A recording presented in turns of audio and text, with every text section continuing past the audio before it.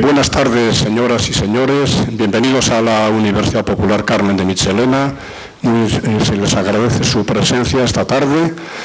Vamos a iniciar con esta sesión de hoy un seminario que no es continuación del seminario que el año pasado don Rafael Ortega Basaguetti nos dio sobre música de piano. Es la misma persona, pero es la misma idea. Es acercar al público las obras de grandes autores, digamos, con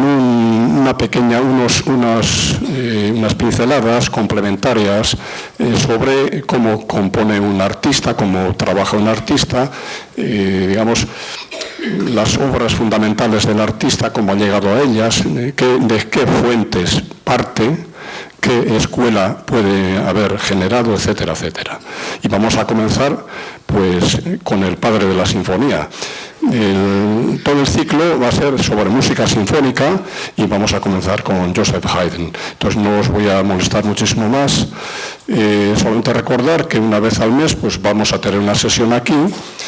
Y que de luego para nosotros es una satisfacción tremenda ver a personas que son aficionadas a la música y acuden a estas cosas que organizamos. Muchas gracias, gracias Rafael, vamos a continuar. Gracias, Gabriel.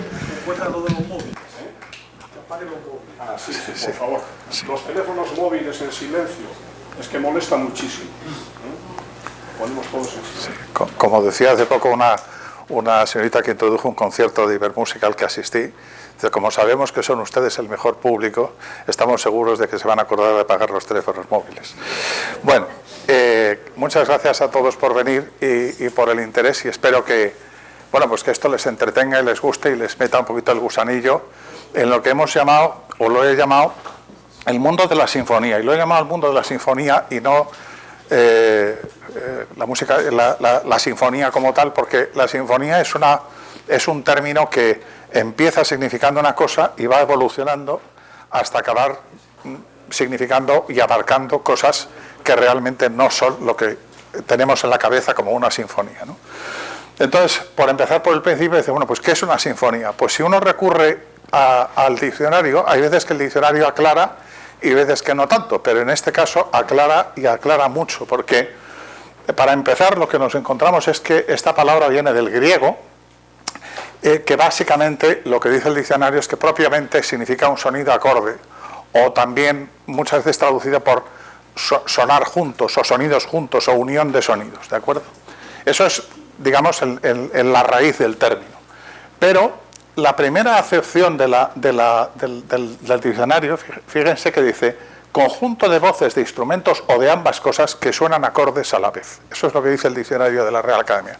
Y lo dice con mucho acierto, porque efectivamente, si recuerdan quienes asistieron al seminario del año pasado, Juan Sebastián Bach, en una de sus obras primerizas para la enseñanza de sus alumnos, de sus propios hijos, a las invenciones a tres voces las llamó sinfonías. Y esas sinfonías son sinfonías para un instrumento, pero para tres voces, a tres voces. Es decir, que por eso habla de conjunto de voces, de instrumentos o de ambas cosas que son acordes a la vez. Pero las dos acepciones siguientes nos dan también pistas que son a la vez históricas y conceptuales. La primera es la que tenemos todos en la cabeza, que es una composición instrumental para orquesta, que luego sigue y evoluciona también a lo largo de determinados cánones. La segunda, que realmente es anterior en la historia, es una pieza de música instrumental que precede por lo común a las óperas y a otras obras teatrales. Y de esto vamos a tener inmediatamente una muestra.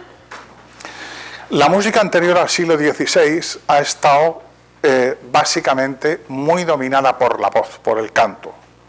Tanto en el ámbito religioso como en el profano, pero muy dominada por la voz. El instrumento, cuando lo había, era mayoritariamente un soporte de la voz más que ninguna otra cosa. Pero ya Giovanni Gabrieli, que es este señor que en el siglo XVI llega a componer lo que llama él la Sinfonie Sacre, a finales del siglo XVI, que contienen ejemplos iniciales de música instrumental pero en el ámbito sacro todavía. Y vamos a escuchar un brevísimo fragmento de una de las digamos, primeros precursores de lo que luego hemos conocido como sinfonías, que es la sonata Pian e Forte de Giovanni Gabrieli, por un grupo de sacabuches francés conocido como Les Sacabutiers, que tienen un sonido muy curioso, como van a ver ahora mismo.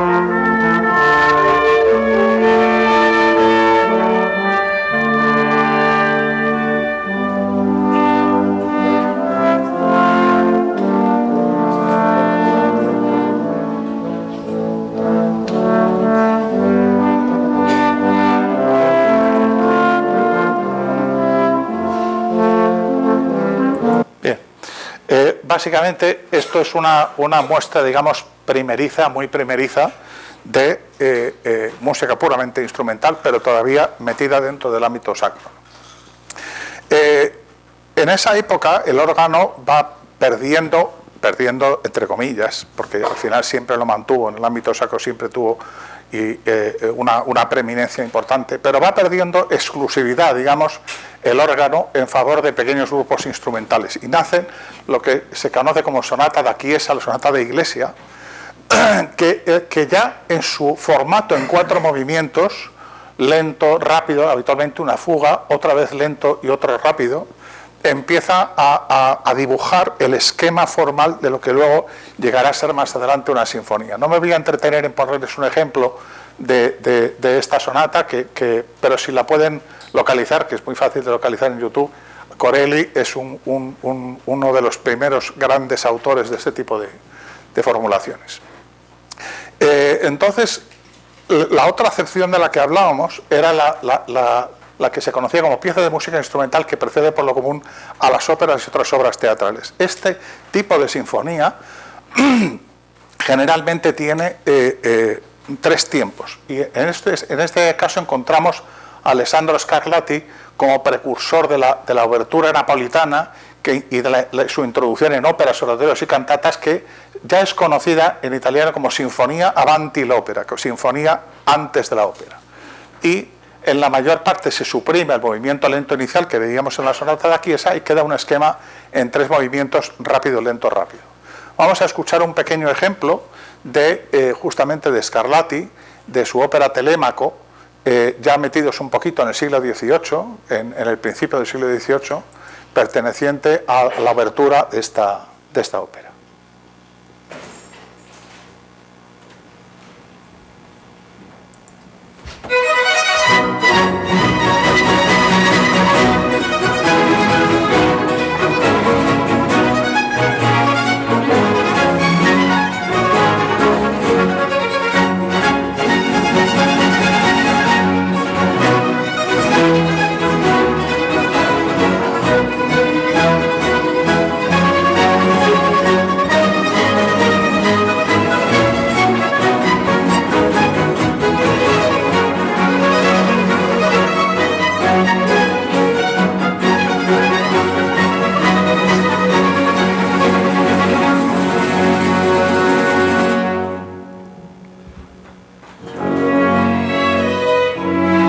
Lento.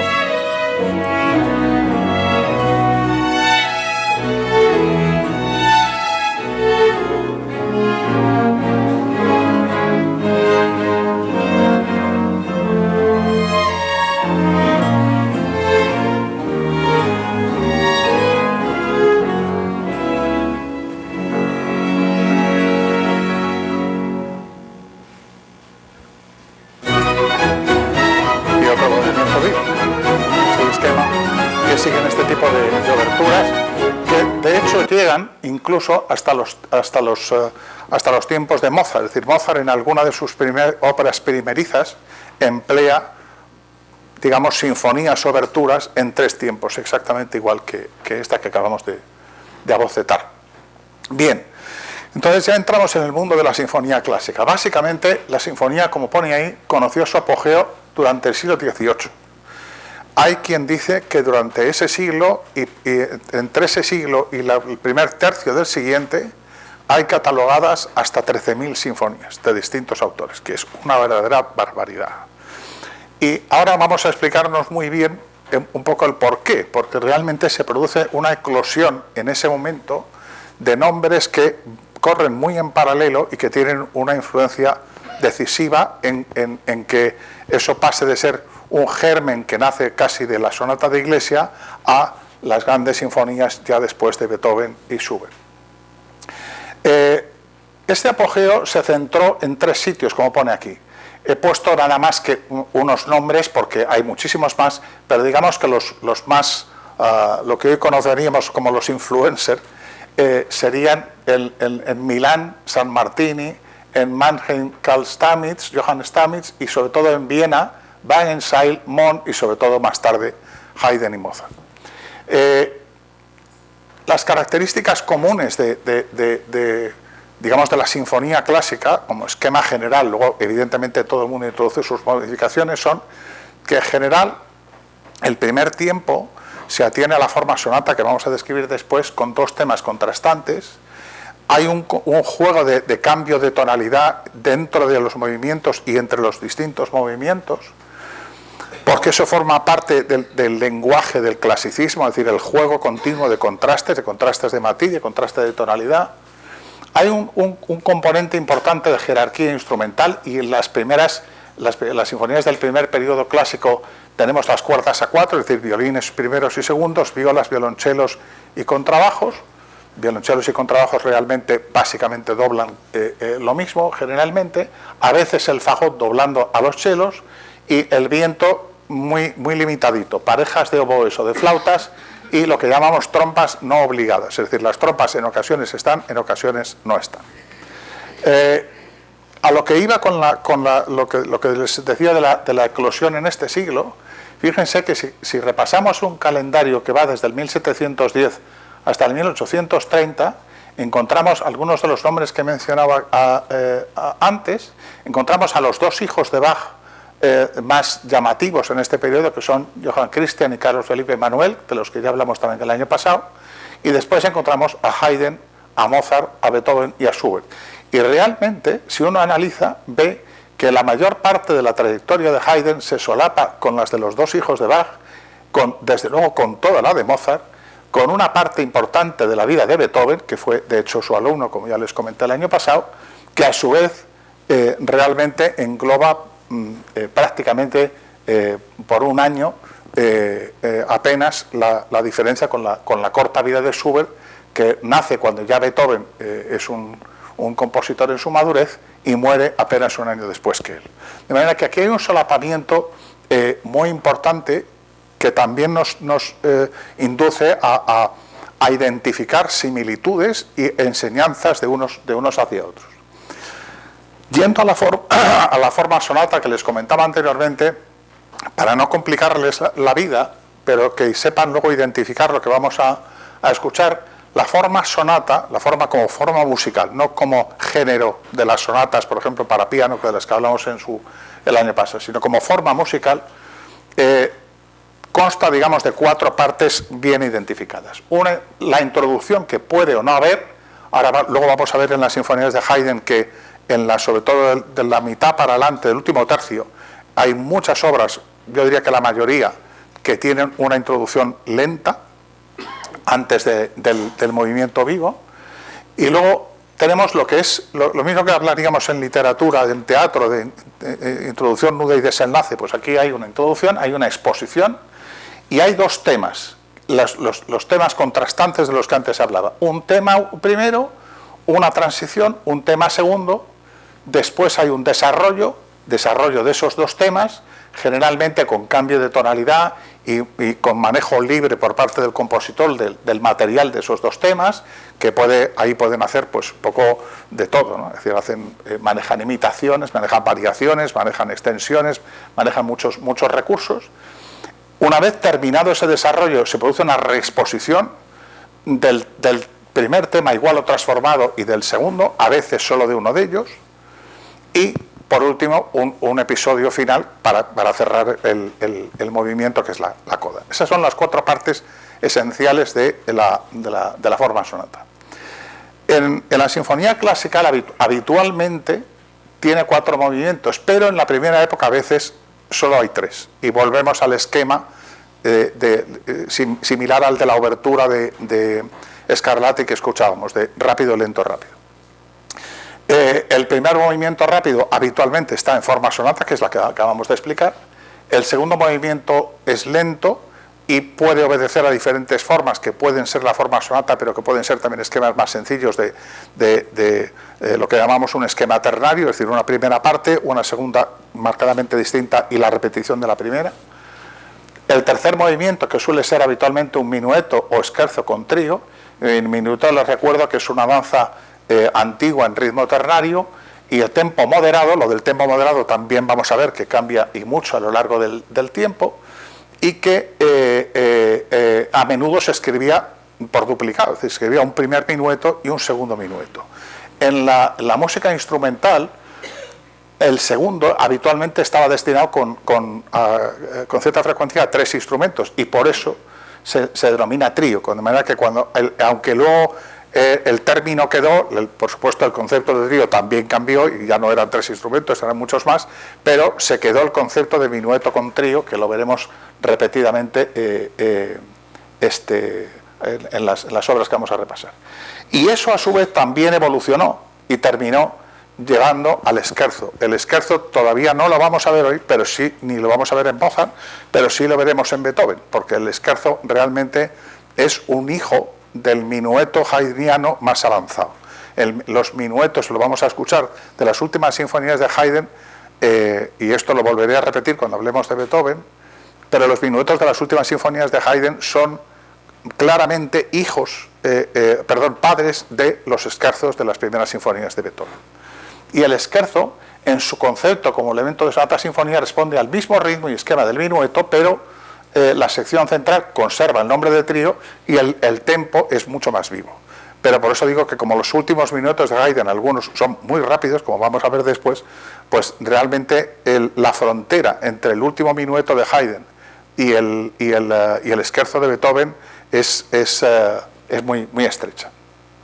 El cuarto movimiento, que también es rápido, es un allegro habitualmente, y aquí puede adquirir forma de rondó o sonata, o a veces, y algún ejemplo vamos a escuchar después, una especie de mezcla de los dos, un rondó con tintes de forma sonata.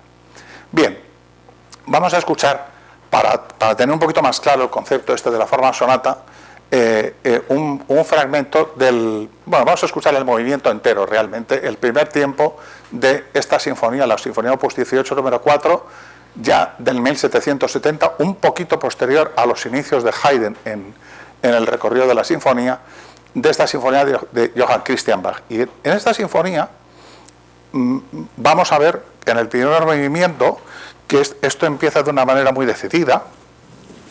Aquí tengo que cambiar yo de gafas porque si no...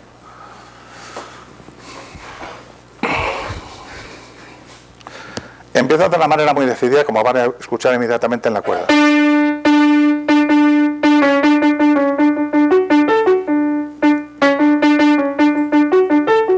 Ese es el primer tema. Luego, más adelante, hay un segundo que tiene un carácter mucho más tranquilo.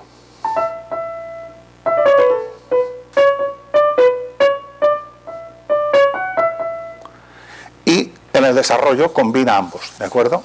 Entonces, les voy a ir, a medida que les ponga el audio, les voy a ir apuntando dónde ocurre cada cosa y lo van a ver, lo van a escuchar inmediatamente.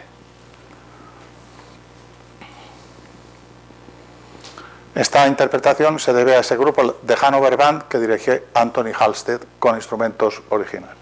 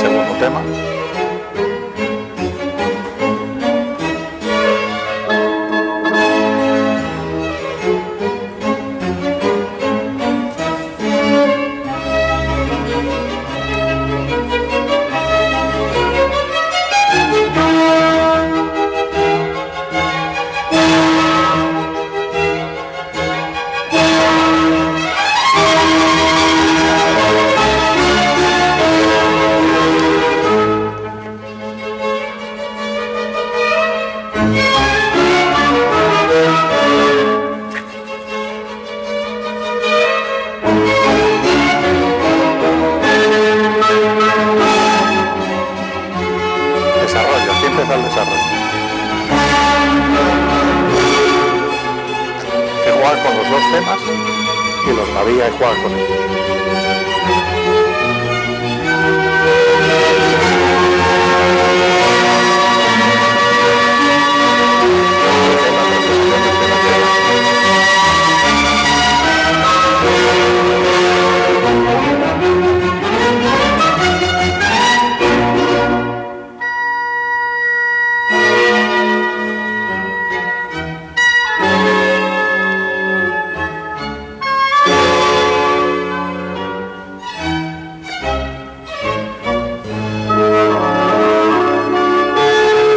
Preparando la reexposición, que empieza ahora mismo. Ahora volvemos al principio.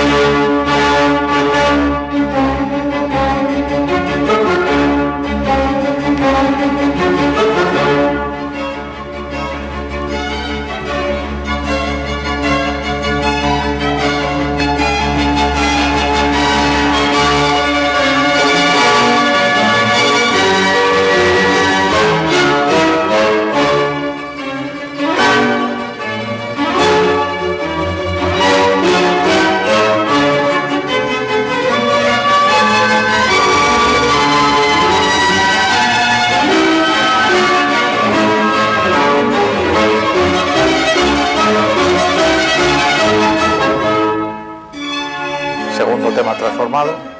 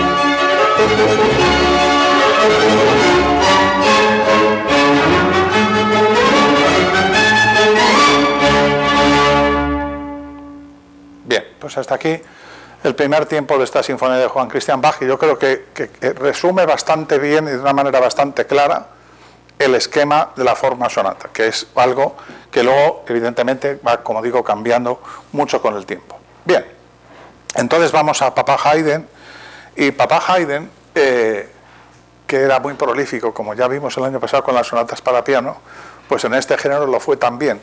Se marcó la friolera de 106 sinfonías escritas entre básicamente casi 1760 y 1795, es decir, básicamente 35 años. Lógicamente no todas tienen la misma entidad, y vamos a hacer un repaso muy somero por alguna de las primeras, porque me interesa especialmente centrarme en las del último tercio, que como digo son cada una de ellas una obra maestra.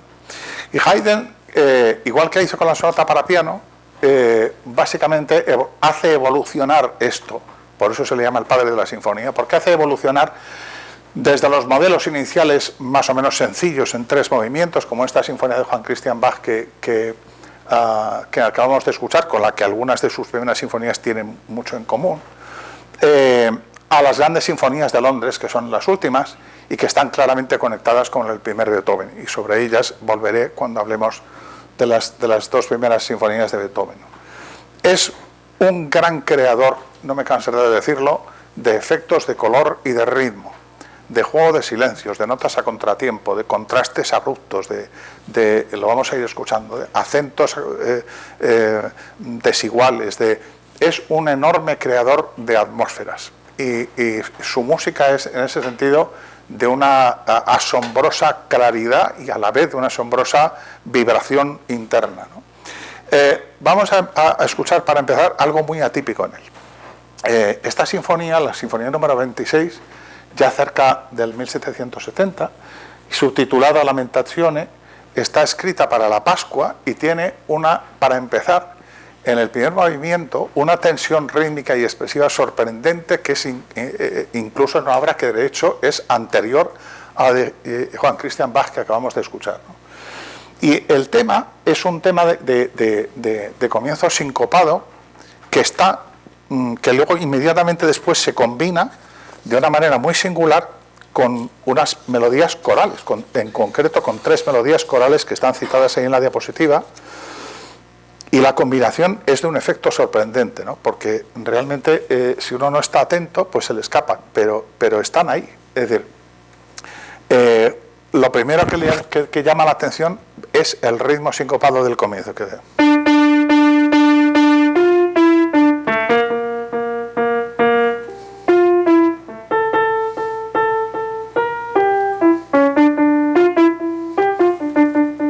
Esto es lo que nos va a llamar la atención de entrada. Pero inmediatamente después empieza una sucesión de corales que están manejados por el oboe y por los violines segundos.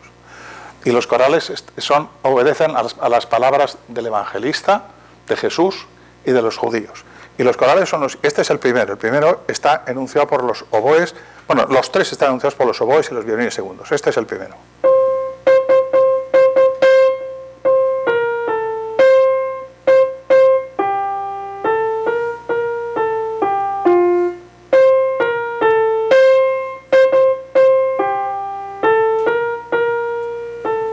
Inmediatamente después el segundo. Tiene similitudes pero con notas más largas.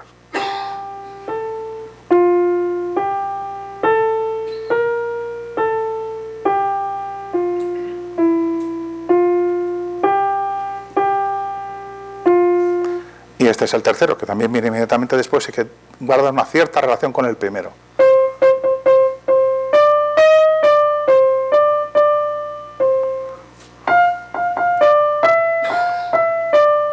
Este es el tercero. Entonces ahora vamos a escuchar el comienzo de este movimiento, porque la combinación del ritmo sincopado que hemos escuchado al principio en la cuerda con los corales posteriores del oboe y de los violines segundos crea una atmósfera realmente singular. Vamos a ver.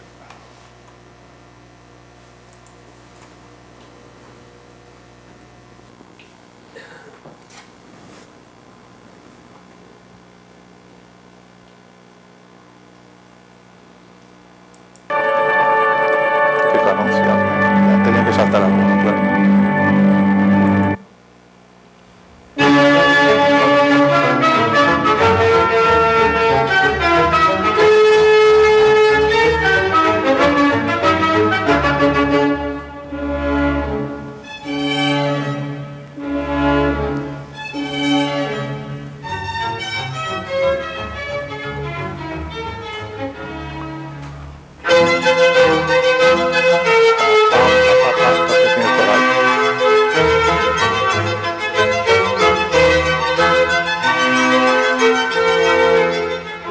Segundo coral.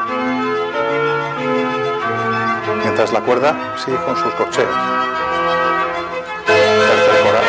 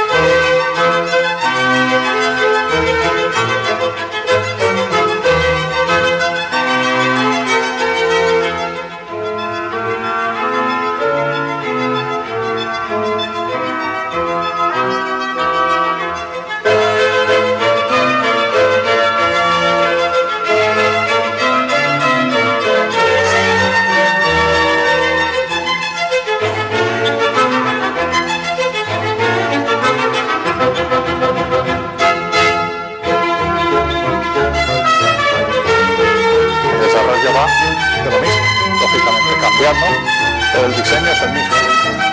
La cuerda sincopada y los corales por encima. Bien, vamos a detenernos aquí.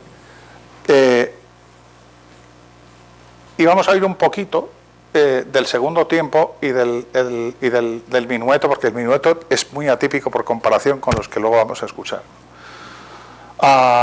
El segundo movimiento, que no lo vamos a escuchar entero, pero conserva una característica respecto al primero, y es que también tiene una melodía coral en los oboes y los violines segundos.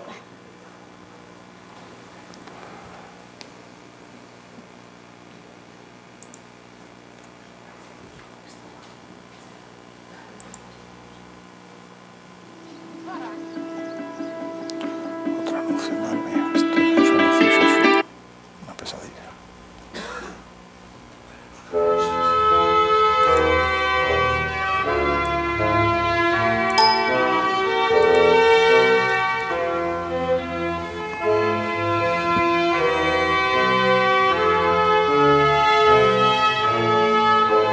Fíjense que lo que dibuja el oboe básicamente es un himno, es un coral, y otra vez la cuerda por debajo de soportes. Esa característica se conserva respecto al primer movimiento. Y es algo muy atípico, pero en realidad básicamente obedece a una sinfonía que está compuesta para la Pascua.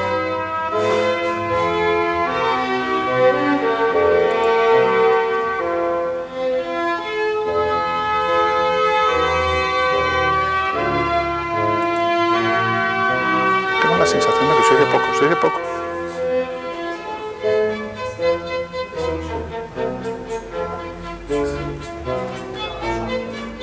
Aquí el volumen está prácticamente al máximo.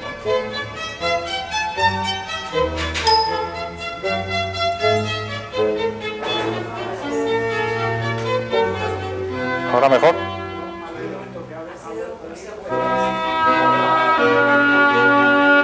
¿Ya? Ya hemos arreglado el tema.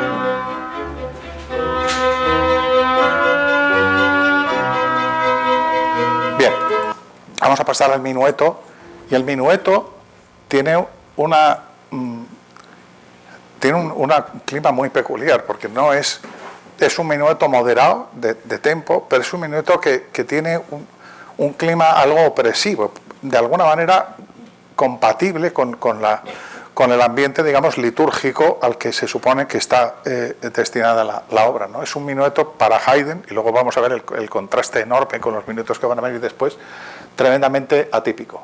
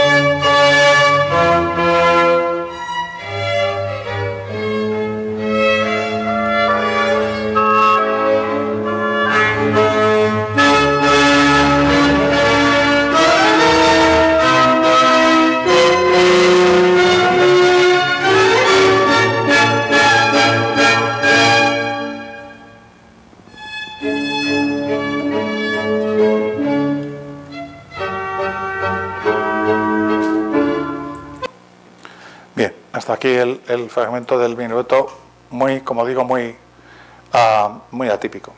Bien, el siguiente ejemplo que vamos a escuchar es de esta sinfonía número 48, llamada en principio María Teresa, porque se decía que había sido compuesta para una visita de la emperatriz a la corte de Esterházy, pero eso no es así, porque después se descubrió que la fecha de composición era, de hecho, anterior a la susodicha visita. Pero lo que me interesa aquí es destacarles esto que está aquí, es el talento orquestador de Haydn. Hay una controversia entre los editores sobre si Haydn incluyó o no una parte para trompetas y timbales, pero lo cierto es que esa controversia en todo caso está alimentada porque la escritura es tremendamente atípica. La versión que vamos a escuchar en concreto utiliza la edición de un musicólogo que piensa que esas partes no están escritas para esa sinfonía y por consiguiente no las incluye en su partitura. Pero la escritura que hace para las trompas es inusitadamente aguda y entonces el efecto que produce es prácticamente casi igual a si hubiera incluido de hecho trompetas. Lo vamos a escuchar inmediatamente. La forma sonata de este allegro tiene algunos momentos del desarrollo que vamos a llegar básicamente hasta ahí, si el tiempo nos lo permite, si no lo aceleraré un poquito, porque tiene algunos puntos muy parecidos a la última sinfonía de Mozart, a la sinfonía Júpiter de Mozart. Si no nos da tiempo a analizarlo hoy, lo veremos en su momento cuando hablemos de Mozart, porque es una coincidencia muy curiosa para quienes conozcan la sinfonía de Mozart. A ver si esto responde.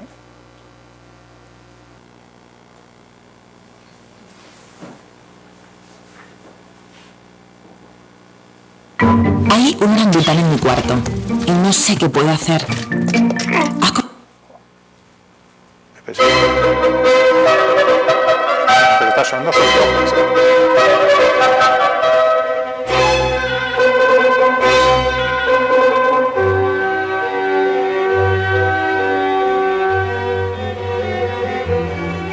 Primer tiempo de la forma sonata, primer tema, perdón.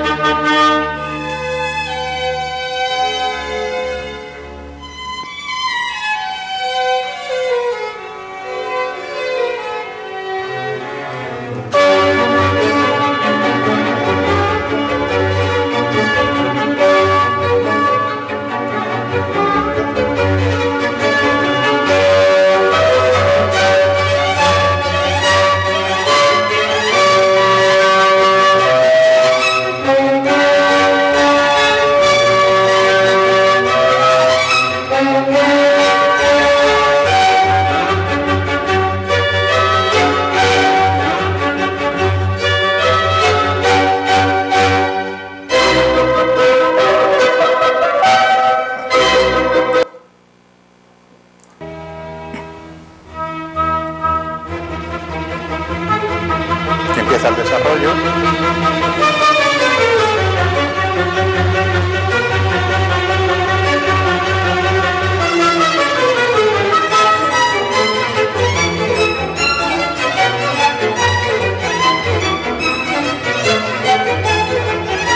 Se ha perdido otra vez.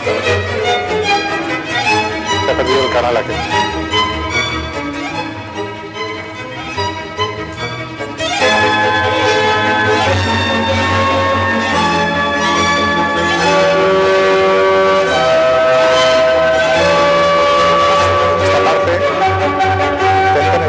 Retenerlo un poquito porque la volveremos a ver cuando escuchemos la Júpiter de Mozart y tiene mucha salud.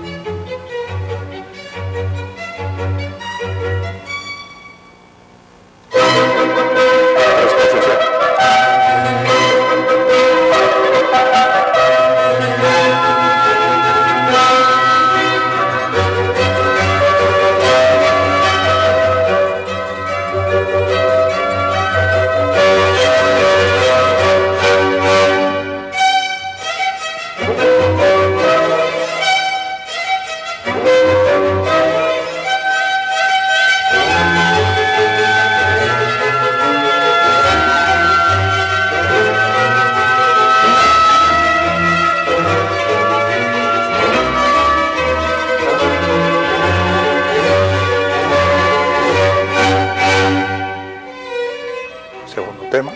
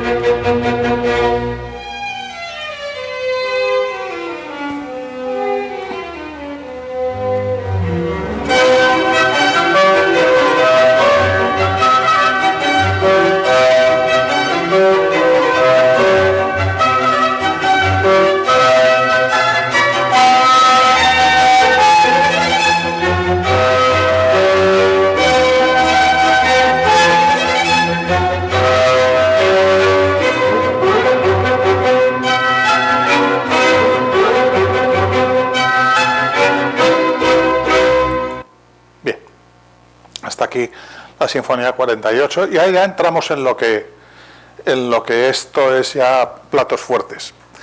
El primer plato fuerte lo encontramos en las llamadas Sinfonías de París, que son las números 82 a 87, pertenecen ya al último tercio de la vida de Haydn, 1785-86, se las denomina así porque fueron un encargo de este conde para la Logia Olímpica de París, y la verdad es que son unas sinfonías que son un despliegue. Si todas las de Haydn en realidad lo son, estas realmente marcan un punto de inflexión muy importante respecto a lo que he venido antes, en cuanto al despliegue fantástico que hace de ritmo, de color, de contraste, de humor, de elegancia, de uso de lo rústico, de todo tipo de efectos orquestales y rítmicos. Son una verdadera delicia de obras. Vamos a escuchar un poquito del primer tiempo y del último de la Sinfonía 82 en Do mayor, conocida como el Oso. Conocida como el Oso, parece que el nombre, que es posterior a Haydn, Harnoncourt sugería que el inicio en el bajo, que vamos a escuchar inmediatamente cuando lleguemos a ese movimiento, es un inicio muy rudo, muy obstinado, y podría estar en el origen del sobrenombre que le pusieron a la sinfonía. El primer movimiento de esta sinfonía empieza con un tema decididamente marcial. La cuerda utiliza el trémolo para hacerlo más enérgico, pero realmente la figuración es... Lo que pasa es que la cuerda hace ta ta ta ta ta ta ta ta ta ta ta, es algo muy enérgico y muy decidido.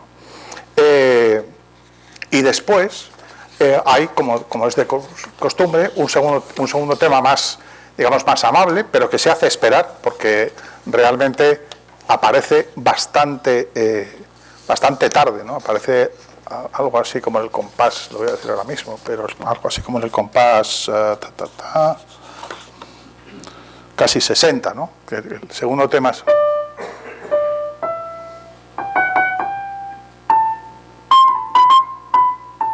Esto es una cosa mucho más amable que la anterior, pero la combinación de los dos es sorprendente en el desarrollo, y la energía que despliega el principio, especialmente en la interpretación que vamos a escuchar, que es justamente la de Nikolaus Harnoncourt al frente del Concertus Musicus de Viena, que hace una interpretación realmente sensacional.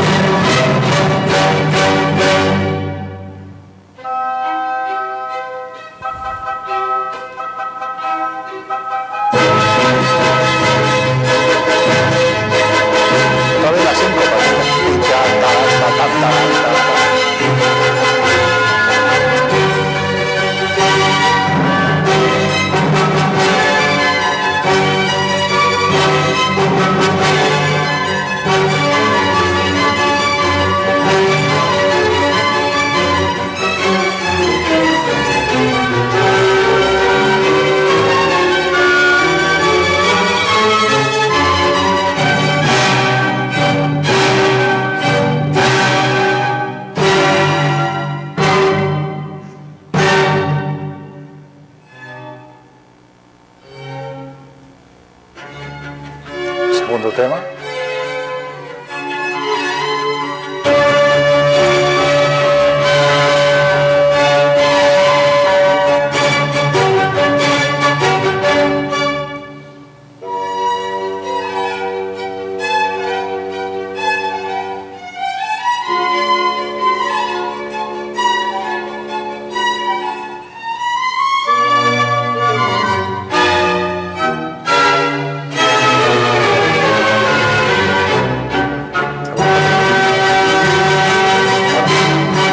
Que hace mal contacto.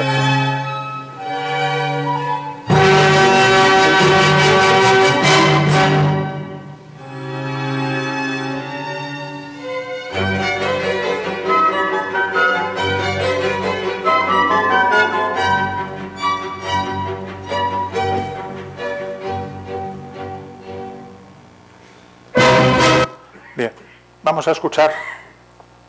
Ay, perdón, que he quitado el enlace y era el mismo. Vamos a escuchar un poquito del último tiempo, que van a ver que es de un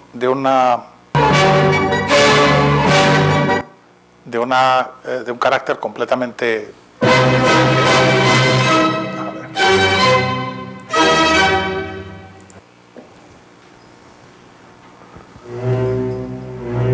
Este comienzo en el bajo es al que me refería yo.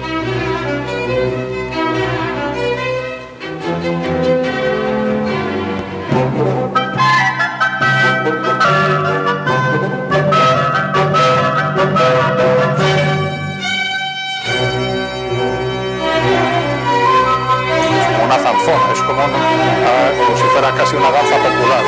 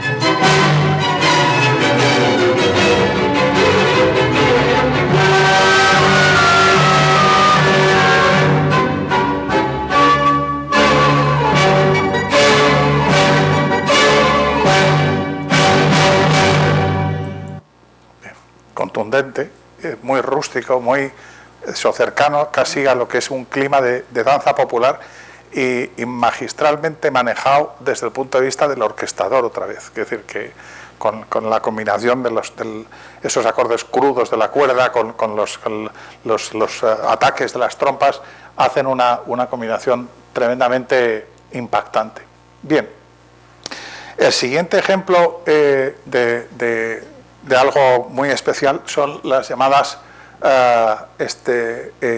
sinfonías números 88 a 92, que algunas las han denominado por el mismo nombre que el conde de Ogny, que le encargó otra vez otras sinfonías, porque las de París habían tenido comprensiblemente mucho éxito. Digo comprensiblemente porque son obras maravillosas, ¿no? Entonces, realmente Haydn volvió otra vez a desplegar una cantidad de fantasía, de ritmo, de color, de contraste, de sentido del humor, de elegancia, hay de todo aquí.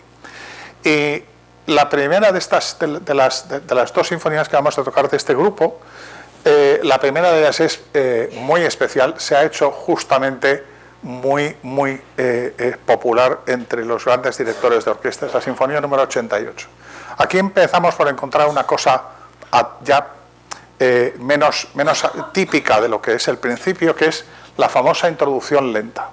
Aquí ya lo vamos a ver, el primer tiempo tiene una introducción lenta antes del allegro, exactamente igual que Beethoven hará también en sus dos primeras sinfonías, como digo, muy herederas de Haydn, ¿no?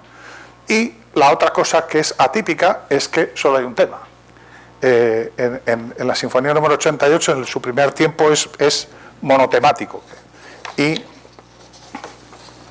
si logro encontrar la partitura. Y el tema es un tema, pues aparentemente también muy sencillo. Es decir, Haydn realmente no se complicaba la vida. Es decir, simplemente lograba el mayor efecto con muy poquito. Pero ese muy poquito tenía una luz muy especial, ¿no? Entonces, después de la introducción lenta, que vamos a escuchar, el allegro inmediatamente empieza así. Es una cosa, una melodía como muy tonta, ¿no?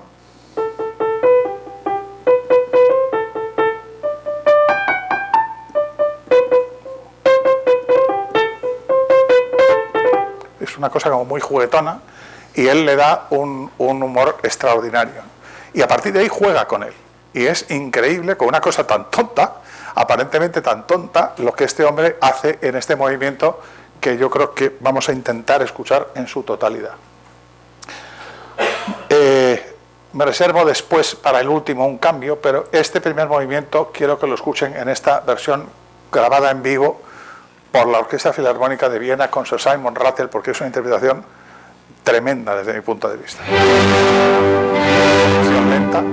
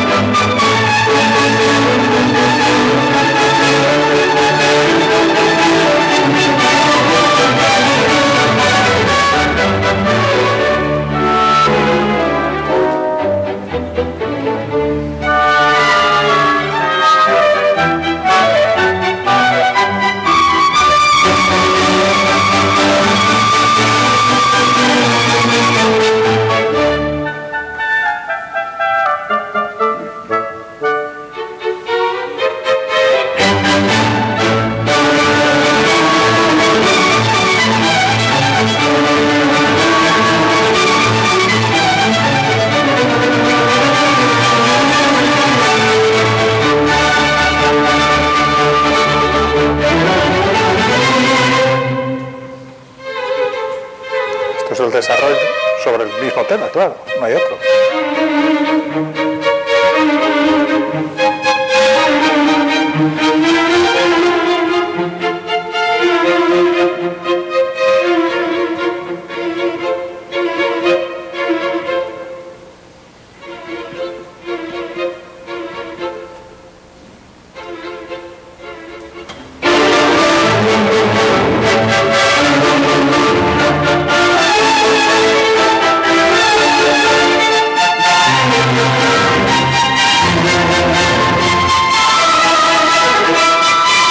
Fíjense cómo juega ahí con el único tema que tiene, pero el partido que le saca.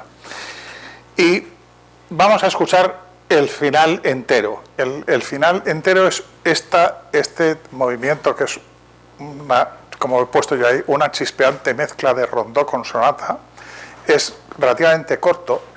Y a mí me hubiera gustado ponerle las dos versiones, porque son muy diferentes y muy interesantes entre sí. Pero como vamos un poquillo justos de tiempo y todavía nos queda materia, no me puedo resistir a ponerles este vídeo.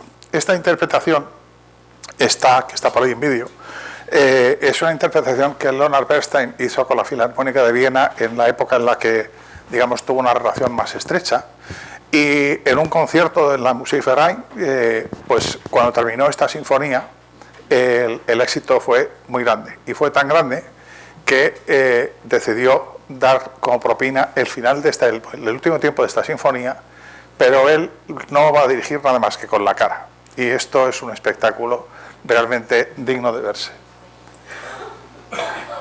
Él era, pues como una persona muy vital, era un gran intérprete de Haydn, aunque sea un poquito de la vieja escuela.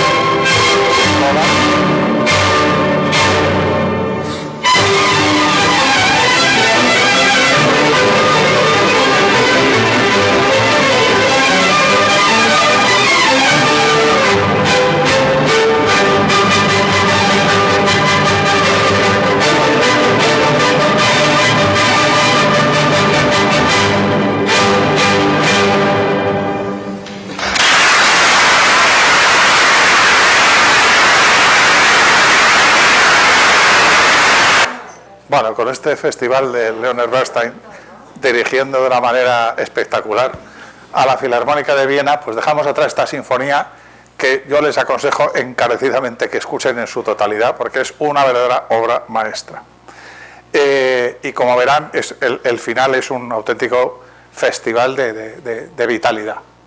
Bien, la otra sinfonía que vamos a escuchar de este periodo, vamos a escuchar el tiempo final también, y lo vamos a escuchar también entero, aprovechando que es relativamente breve. Esta es una interpretación distinta, que es también otra vez la de Nikolaus Harnoncourt, al que esta vez vamos a ver también dirigir otro director que, independientemente de que tenía una personalidad verdaderamente fascinante. Yo tuve la ocasión de conocerle y de charlar con él, y es un individuo, o era un individuo, que realmente arrastraba, y aparte de ser un sabio de la materia. De hecho, buena parte de los directores actuales han tomado buena nota de lo que él cambió en la interpretación de la música de Haydn y de Mozart, incluso de Beethoven, y por eso Sir Simon Rattle, por ejemplo, es muy heredero en sus modos de acercarse a Haydn de lo que hizo este hombre. Este hombre fue un verdadero revolucionario en lo que se refiere a la aproximación a esta música, y vamos a escuchar el presto final de la sinfonía número 92 Oxford, que se llama así porque fue ejecutada la víspera de que Haydn recibiera allí el doctorado honoris causa, justamente el año que murió Mozart, unos meses antes de la muerte de Mozart. Y esto lo vamos a ver en este vídeo.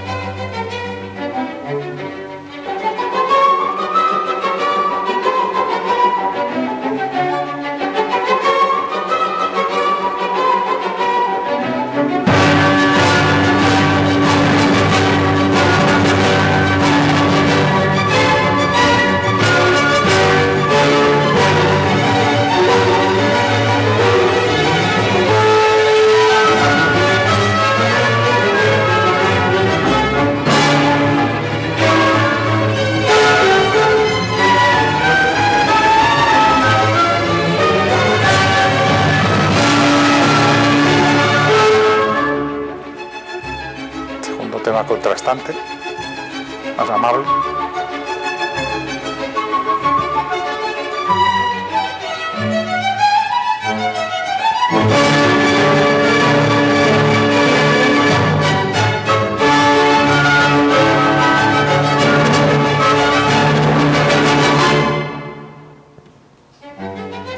Parece el juego de silencios.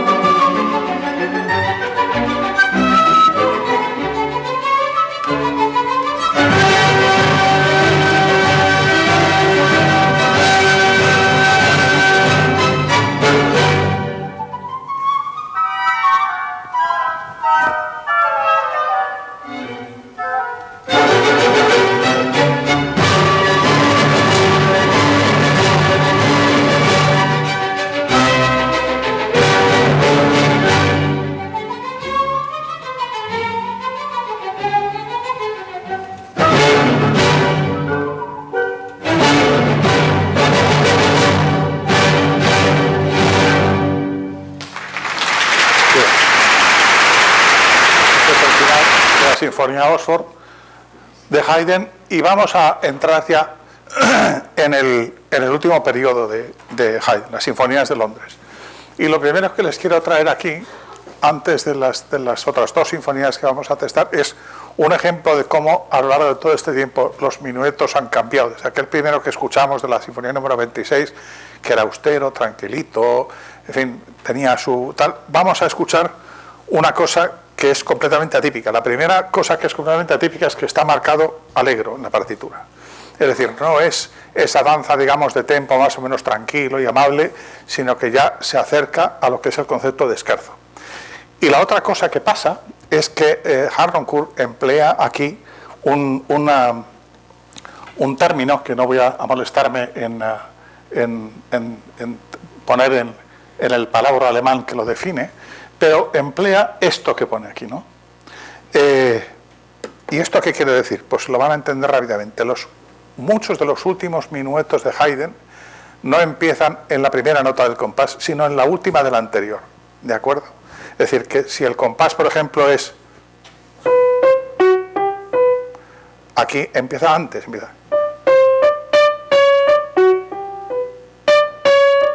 Esta sería la primera nota, la otra sería la última del compás anterior. Esto es lo que se llama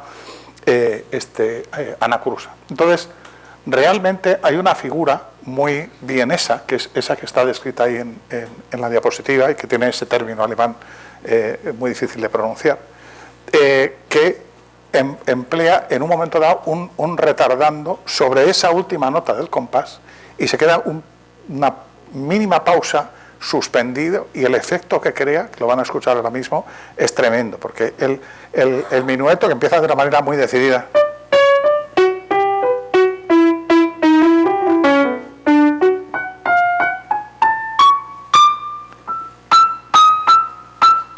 ahí se va a suspender, lo van a escuchar ahora mismo, y crea una tensión verdaderamente espectacular. Este minueto, claro, si alguien piensa en bailar este minueto, pues se le doblan las piernas, porque la velocidad, ya lo van a ver, es importante. Es decir, esto ya no es el concepto clásico de minueto, esto está ya mucho más cerca del scherzo. Le sigue llamando minueto, pero en realidad de minueto ya tiene poco, de minueto danzable como tal y como lo hemos conocido, ¿no? Vamos a escucharlo también en la interpretación de Harnoncourt, que hace sonar a la orquesta del Concertgebouw como si fuera el Concertus Musicus de Viena. Y es una cosa muy curiosa porque Bernhard Haitink, que en aquel momento en el que él grabó estas sinfonías era el titular del Concertgebouw, luego declaraba que él no había podido después tocar a Mozart ni a Haydn con la orquesta del Concertgebouw porque la impronta que este hombre había dejado en la orquesta era tal que la orquesta era incapaz de tocarlo de otra manera que no fuera la que les había enseñado este hombre, ¿no? Tenía una personalidad verdaderamente extraordinaria.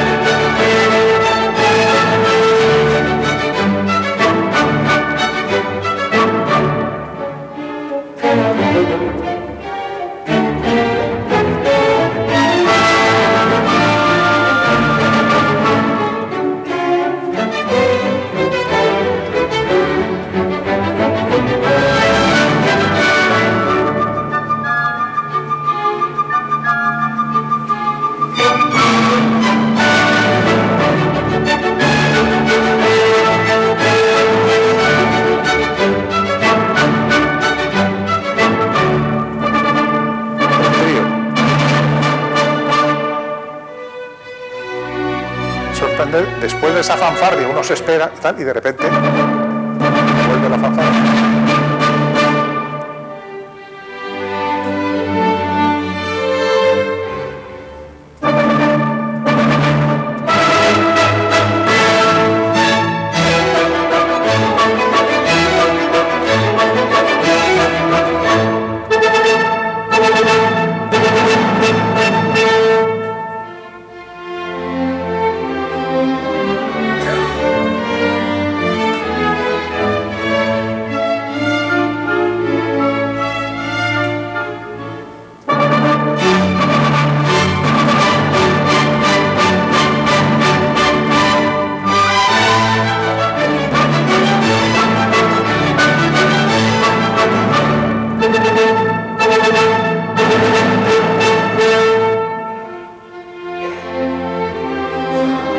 Vamos a dejarlo aquí. Este minueto es un ejemplo verdaderamente de un concepto del ritmo diferente en este tipo de música. Bien, vamos a seguir con las sinfonías de Londres y vamos a seguir con la sinfonía número 94, que en español se conoce como Sorpresa y que en el original tiene este término alemán, que es mit dem Paukenschlag, que significa con el golpe de timbal. ¿Esto de dónde viene? Esto viene de lo que vamos a escuchar inmediatamente en el Andante con variaciones, que también a Haydn le gustaban mucho, pues eso, los contrastes y efectivamente las sorpresas, ¿no? Y entonces él empieza el segundo tiempo de una manera muy ingenua, un poco como lo que pasaba antes con la 88, ¿no? Empieza...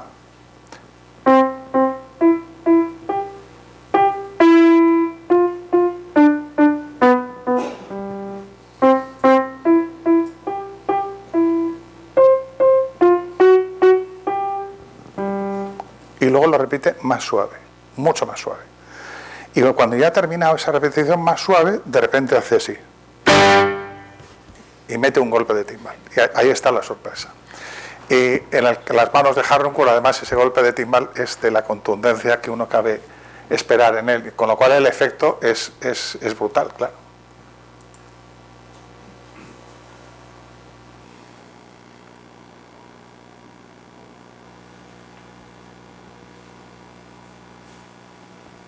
Hay un orangután en mi cuarto y no sé qué puedo hacer.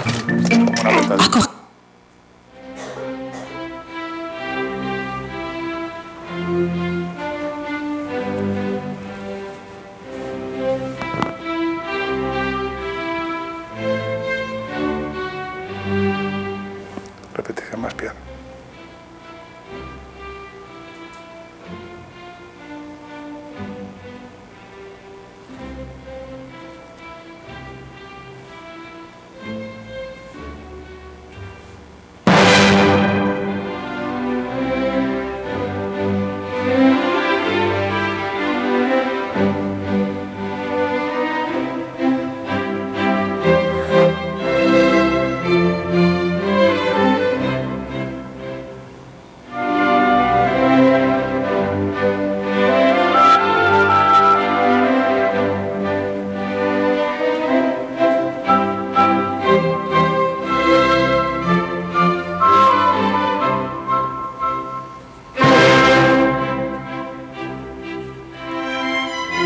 Las variaciones. Esto es un andante con variaciones.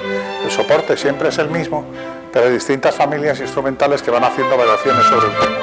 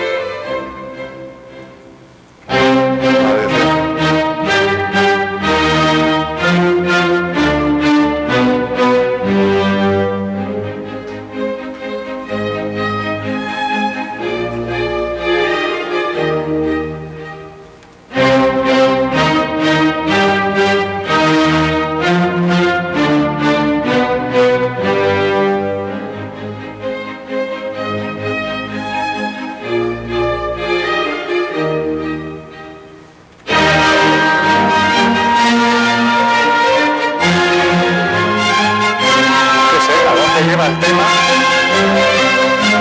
Esto ya no dice nada al comienzo.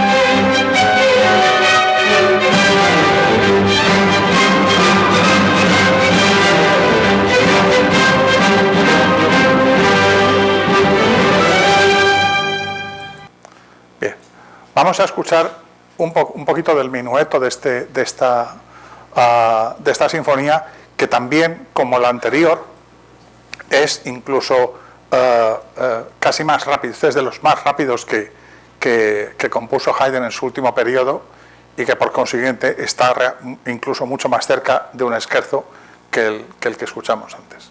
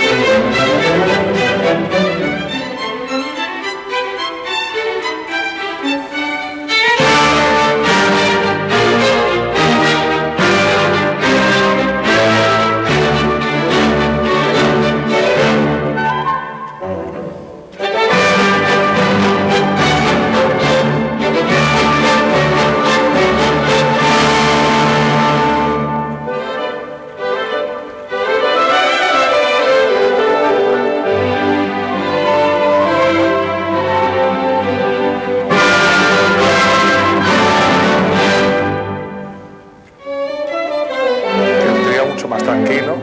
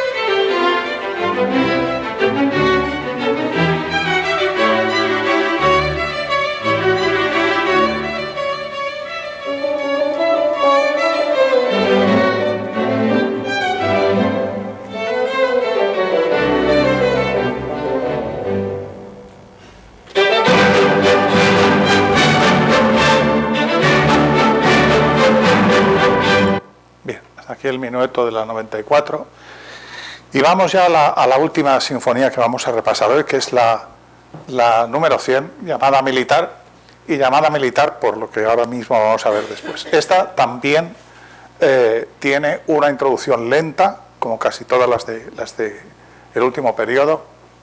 Tiene una introducción lenta y un allegro con dos temas, como siempre contrastantes, un primero alegre y enérgico, un segundo cantable, que lo vamos a escuchar inmediatamente.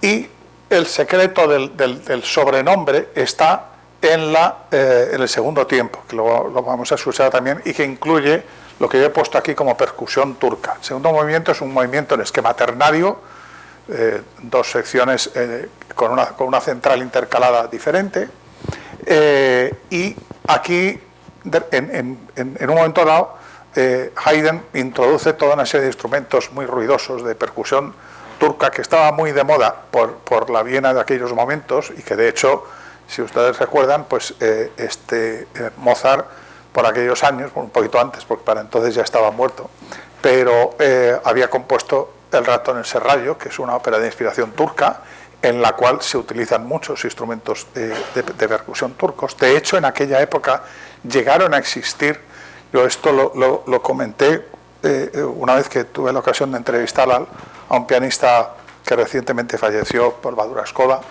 que era un gran conocedor de los instrumentos de época, y comentábamos que había algunos pianos de la época que tenían un pedal adicional para producir percusión turca, es decir, que la moda llegó hasta ese punto, ¿no? Entonces aquí Haydn en un momento dado mete esa percusión muy ruidosa, y esto le da un aire como muy... el ritmo que él pone y la percusión le dan un aire como muy militar, y de ahí un poquito el sobrenombre. Vamos a escuchar un poquito del primer tiempo, vamos a escuchar un poquito de los cuatro, lo que nos dé básicamente tiempo, yo creo que un poquito sí.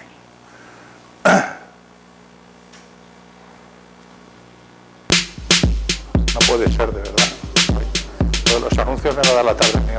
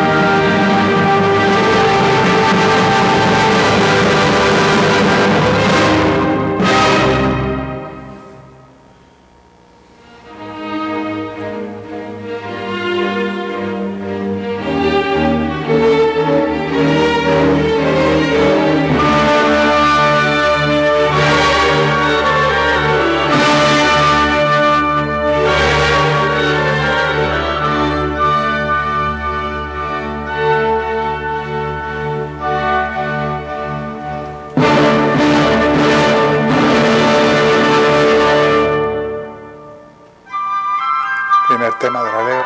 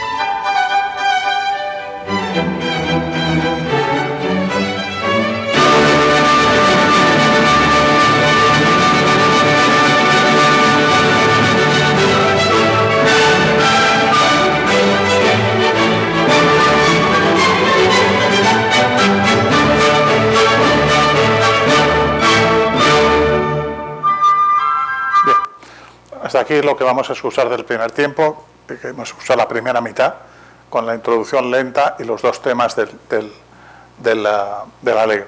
Y ahora vamos a escuchar el principio del segundo, para ver cómo también un poquito al estilo de la 94 empieza más o menos tranquilito, y luego ya empieza a meter la caña de la percusión.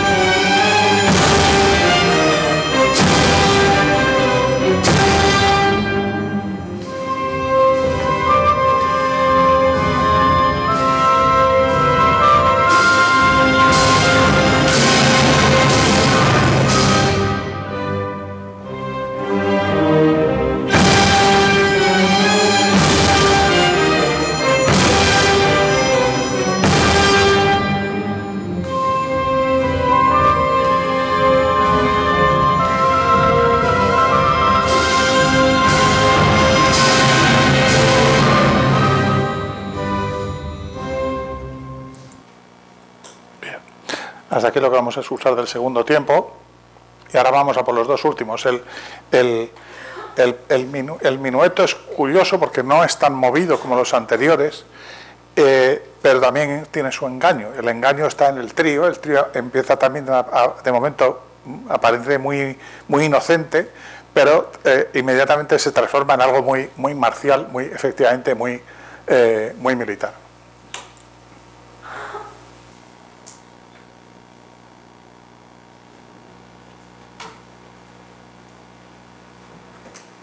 No puede ser.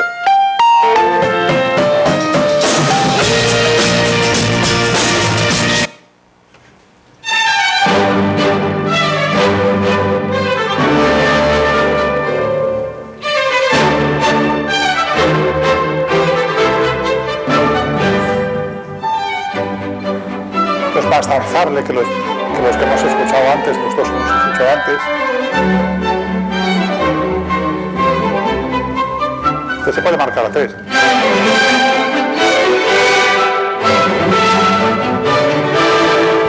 otros no, los otros te volverían locos.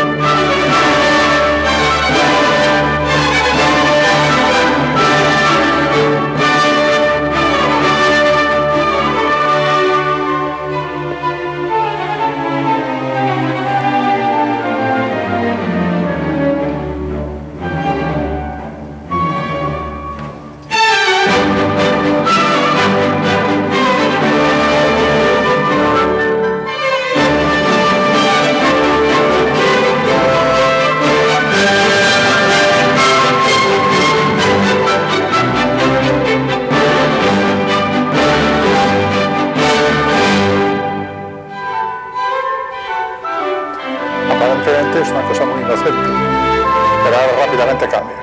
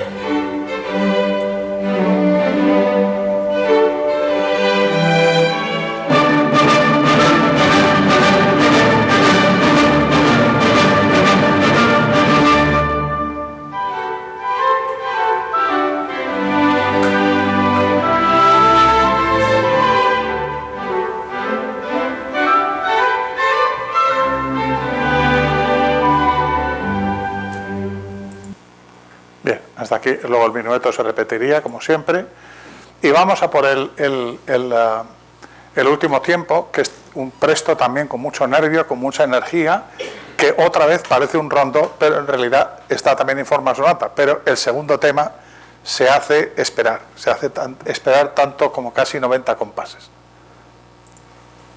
Aquí también hay su caña. Otro anuncio, no, por favor.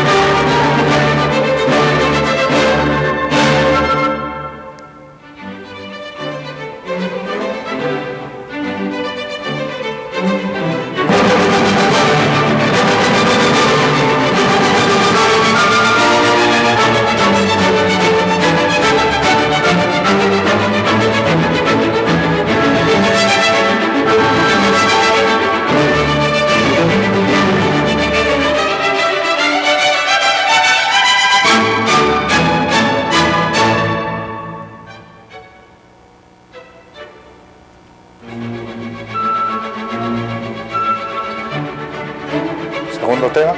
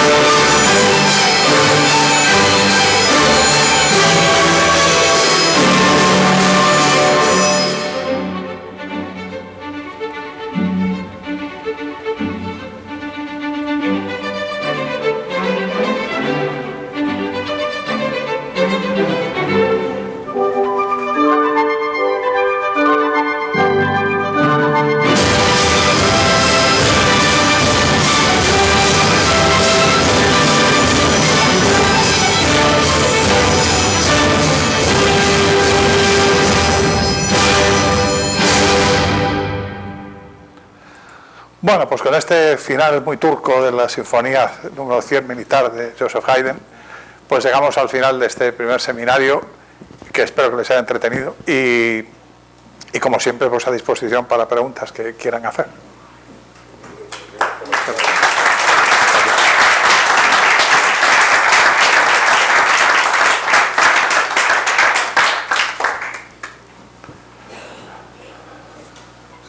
Sí, Antonio. Yo quería hacer una pregunta en la sinfonía. Por favor. Por favor, en la sinfonía que dirigía Bernstein con los gestos, era a la Filarmónica de Viena, ¿era de un concierto de Año Nuevo? No, porque Bernstein nunca dirigió el concierto de Año Nuevo. Bernstein no llegó a dirigir el concierto de Año Nuevo. Que me sonaba haberlo visto. No, a ver, durante los años 70, sí, los 70 básicamente, Leonard Bernstein desarrolló una relación muy estrecha que empezó un poquito de aquella manera, porque él confesaba que la primera vez que dirigía la Filarmónica de Viena hay que reconocer que partir de la base de que las orquestas pueden ser muy devoradirectores, y la Filarmónica de Viena tiene fama de ser muy nazi, de ser terriblemente cruel, y no hay que olvidar que una orquesta profesional sabe si el que se pone al frente sabe de qué va la guerra o no en el tercer compás, no le hace falta más. Entonces, básicamente, este hombre confesaba que él, a pesar de su trayectoria muy sólida y tal, la primera vez que se enfrentó a la orquesta, pues, en fin, lo pasó medio de aquella manera, ¿no? Y entonces, pero al final, pues, llegaron a una relación de muchísimo cariño, muy estrecha. Hicieron en aquella época ciclos completos de Beethoven, de Brahms, de Mahler, el Fidelio de Beethoven en la ópera, sinfonías de Shostakovich, en fin, hicieron muchísimas grabaciones, muchas de ellas están en DVD, y hicieron también sinfonías de Haydn que están grabadas. Y entonces hubo un pelotón de conciertos en la Musikverein, y ese fragmento que hemos visto pertenece a un concierto de la Musikverein, que es la misma sala que la del concierto de Año Nuevo, pero no es en un concierto de Año Nuevo porque él nunca llegó a dirigir el concierto de Año Nuevo. En aquella época, de hecho, yo creo, tendría que mirar las fechas, pero yo creo que en aquella época el concierto lo empezaba a dejar de dirigir Boskowski, que durante muchísimos años era el concertino de la Filarmónica de Viena y era el que dirigía el concierto, y empezaba a intervenir el que entonces era el director de la ópera, que era Lorin Maazel. Pero Lorin Maazel estuvo toda una serie de años dirigiendo el concierto de Año Nuevo de una manera ininterrumpida. Luego ya fue cuando lo dejó, cuando se empezaron a cambiar a razón de uno por año, pero realmente él estuvo toda una serie de años, yo creo que más o menos pilló aquella época. Desde luego Bernstein tengo la absoluta seguridad de que nunca dirigió el concierto de Año Nuevo, con lo cual el fragmento no es de ahí. Ya que ha surgido ese tema tengo la curiosidad de que la orquesta hubiera sonado distinto si hubiera estado totalmente quieto. Él estaba totalmente... Él básicamente lo único que dirige es...